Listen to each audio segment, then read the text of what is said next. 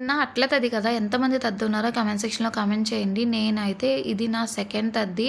అసలు థర్డ్ తద్దిలో ఉండాలి. అలాంటిది సెకండ్‌లో ఉన్నా. ఎందుకంటే లాస్ట్ ఇయర్ నాకు డెలివరీ అయింది కాబట్టి నేను ఉండవలసిన సిట్యుయేషన్‌లో లేననమాట.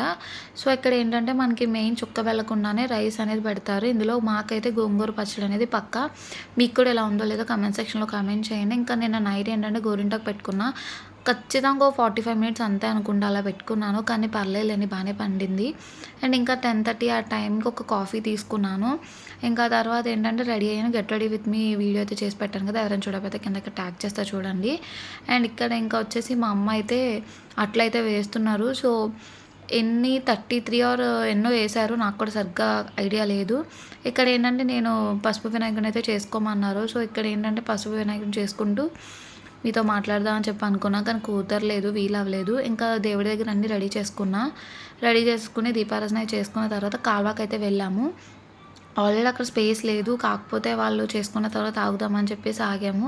ఇక్కడే నా బ్యాటరీ డౌన్ అయిపోయింది. బండిలో డీజిల్ అయితే అయిపోతుంది. అయినా సరే చాలా ఓపికగా పూజ అయితే చేసుకున్నా. ఇంకా తర్వాత ఆవుకి ఖచ్చితంగా మనం అట్టుపల్లి పెట్టి తోకని వాటర్‌లో ముంచి మన నెత్తి మీద అయితే వేసుకుంటారు ఖచ్చితంగా. సో, ఇక్కడ అదే చేస్తున్నారనమాట. ఇంకా అది అయిపోయిన తర్వాత ఖచ్చితంగా మనం గుడికి కూడా వెళ్ళాలి. ఇంకా గుడికి దగ్గరలో ఉన్న అమ్మవారి గుడికైతే వెళ్ళి ఇంటికైతే వచ్చేసాము. ఇంకా నా బండిలో డీజిల్ మొత్తం అయిపోయింది. ఇంకా ఖచ్చితంగా ఏదో ఒకటి తినాలి. సో, ఇంకా తులసం దగ్గర కూడా దండం పెట్టుకొని ఆకాశంలో చుక్క అయితే లేదు. ఇంకా చేసేదేమీ లేక మనసులో తలుచుకొని ఇంకా ఫైనల్‌గా తినేసా.